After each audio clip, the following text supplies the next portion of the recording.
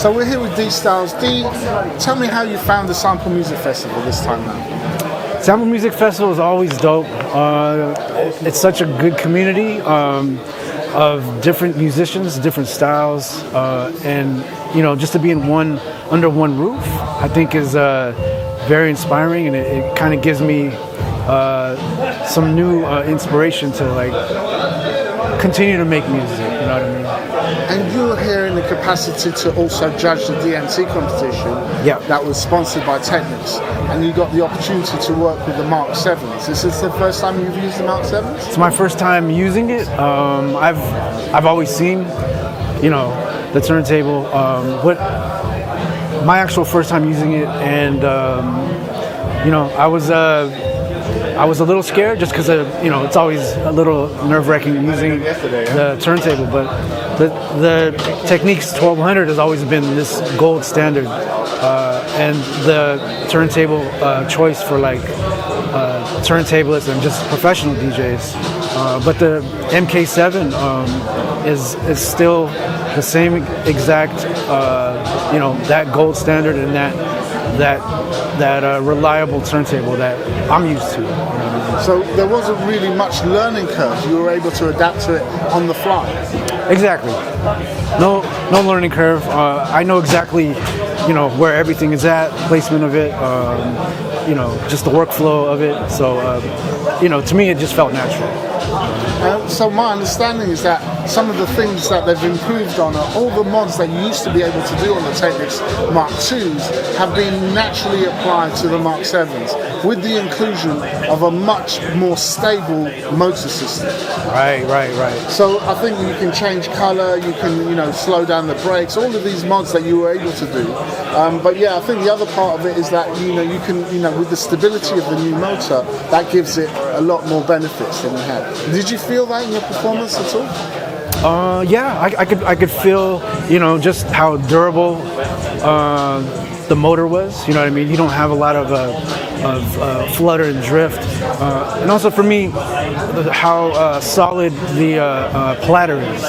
Because for scratch DJs, we tend to push down a lot on the platter. You know what I mean? And so you could feel sometimes when there's a weak turntable and it kind of drags down. The Technics is solid. It doesn't ever do that. And I also noticed that you're one of those scratchers that use a lot of hand movement, especially on the vinyl. Right. A lot of kind of scratching, and so how that's important to your routine and what you do. Yeah, I mean everything comes from your record hand. Your voice and everything comes from your record hand. The fader and everything is just kind of secondary. It's just icing on the cake.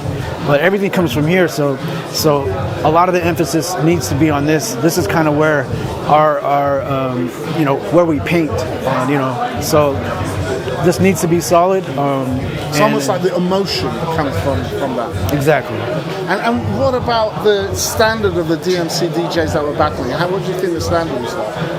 Very high. Very difficult to choose, first, second, third, etc. And the reception that you got when you performed with Ecom, that was a fantastic reception as well. Yeah, I was nervous, but the energy from the crowd and after a couple minutes, that nervousness goes away, and you kind of just feel like the warmth and that they're into it, and that makes me into it, and it makes me excited. And I also heard that you're doing a lot of production work now with your band and your group. Can you talk us through that a bit more? During the lockdown with the COVID, early 2019, I got back into making beats just because I was stuck at home, trying to collaborate with other artists, musicians, rappers, and so a lot of the music that I'm putting out now is just stuff that was recorded back then, and it's just finally trickling out now.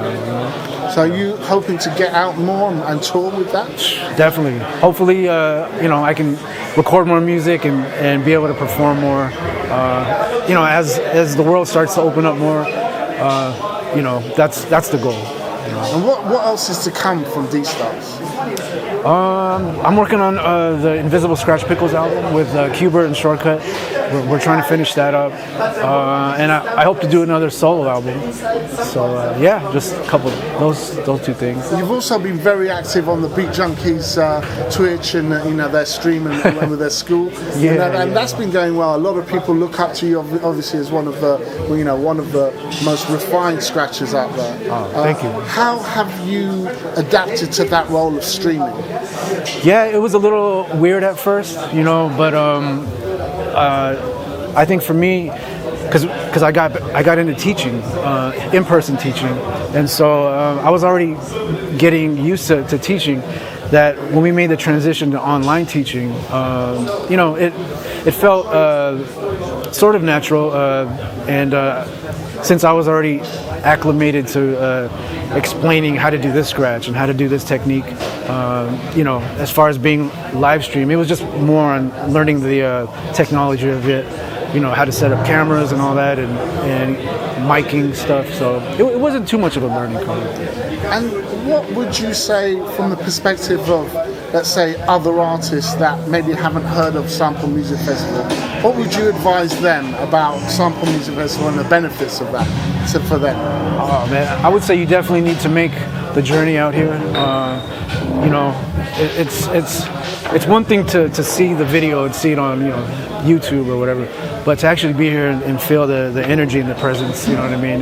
That's something that's like a whole different level. Yeah. And that was definitely felt at both of the battles, both the finger drumming. How do you see that evolution going? Between the DJ battles and the finger drumming and the expansion of, I suppose, the art form. Yeah, there's so many parallels, and I'm glad that it's under one roof, because I feel like you have team battles, and I was hoping, and I think that's going to come in the future, is having a finger drummer and a turntablist come together, make music and do that live, and battles or just performing. I think that's kind of the future, because it's like a new way of having a band, right? Everyone is working with all of these instruments, and I think that's one of the things that Sample Music Festival want to push forward, is that they are the musicians of the future. Yes, 100%.